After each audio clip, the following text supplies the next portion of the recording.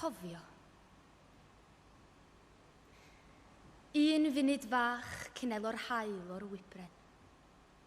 Un funud fwyn cyn elo'r hwyr i'w hynt, i gofio am y pethau anghofiedig. A'r goll yn awr yn llwch yr amser gynt. Fel ewyn ton a dyr ar dreithau llunig, fel can y gwynt lle nid oes glist a gliw. Mi o'n ei bod yn galw nofer arno, hen bethau anghofiedig dynol ryw.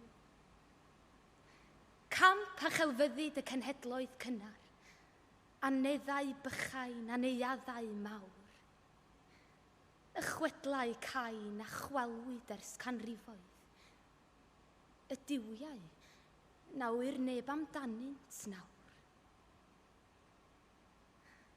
A geiriau bach heniaethoedd diflanedig, hoiw yng ngynau dynion oedd yn twy.